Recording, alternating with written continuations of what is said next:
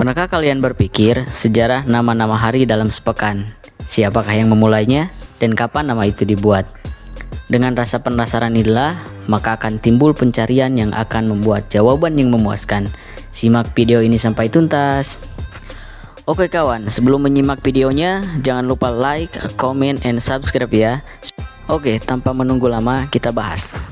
Penetapan 7 hari dalam seminggu tersebut diperkirakan berasal dari kalender Babilonia yang didasarkan pada kalender Sumeria di abad ke-21 sebelum Masehi. Mereka percaya bahwa Tuhan menciptakan bumi dalam waktu 6 hari dan menetapkan hari ke-7 digunakan untuk beristirahat. Apakah kalian tahu letak Babilonia di mana? Yuk simak secara singkatnya. Letak Babilonia yang bisa kita kenal juga sebagai daerah Mesopotamia yang mengalir 2 sungai besar, yaitu Sungai Efrat dan Sungai Tigris.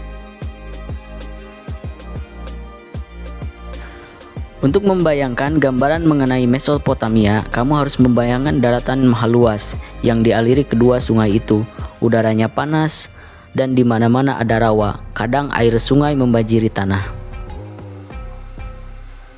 Di dataran itu, pada zaman sekarang terlihat bukit-bukit besar di sana-sini, tapi sebenarnya itu bukan bukit. Kalau orang menggali di situ, pertama-tama akan ditemukan timbunan batu bata dan puing.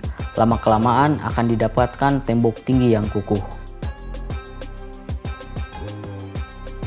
Sebab bukit-bukit itu sebenarnya adalah sisa-sisa kota yang sudah hancur, yaitu kota-kota besar dan jalanan yang lurus, rumah-rumah tinggi dan istana dan kuil.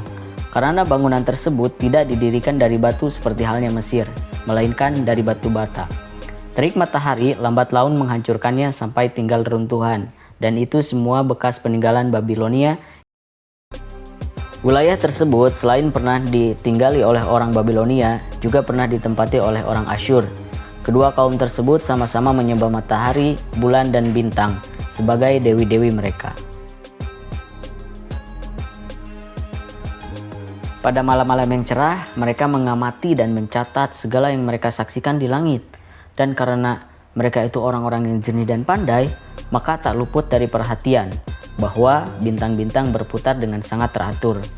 Dengan cepat, orang-orang Babilonia mengenali bintang-bintang tertentu yang seolah-olah terpasang di langit dan muncul di tempat yang selalu sama setiap malam.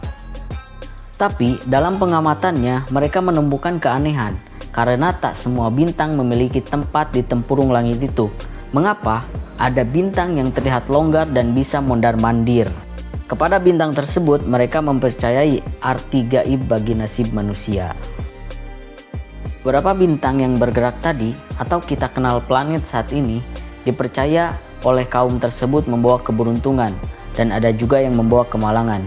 Kepada dewa planet mereka memberi nama, yaitu Marih atau Mars, Zohrah atau Venus, Merkurius, Mustari atau Jupiter, dan Saturnus.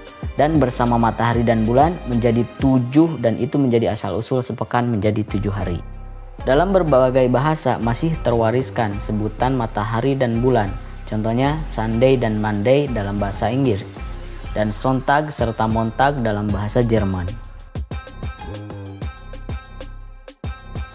Perhatikan nama hari dalam bahasa Prancis, bunyinya Mardi dari Mars, Mercredi dari Merkurius, Jeudi dari Jupiter, dan Yenderdi dari Venus. Untuk Sabtu dalam bahasa Inggris menggunakan Saturday dari kata berasal dari Saturnus. Nah, agar lebih dekat dengan bintang-bintang dan bisa melihatnya dengan lebih baik di daerah yang hawanya berkabut halus, orang Babilonia mendirikan bangunan-bangunan istimewa bernama ziggurat. Bentuknya menara besar dan lebar yang terdiri dari beberapa teras yang disusun dengan kukuh dan bertingkat. Dari sisi luar, mereka ditopang oleh tembok penyegat tebal dan tangga-tangga tinggi. Pada tingkat paling atas baru terdapat kuil untuk bulan atau planet-planet. Jadi kesimpulannya, sejarah nama-nama hari dalam sepekan itu adalah bagaimana orang Babilonia mempercayai 5 planet dan dua lainnya adalah berasal dari kata matahari dan bulan, sehingga masih diadopsi oleh beberapa bahasa yang saat ini menjadi bahasa yang kita kenal. Di antaranya adalah bahasa Inggris, bahasa Perancis. Oke, sekian konten yang bisa saya sampaikan. Mudah-mudahan bermanfaat. See you next time.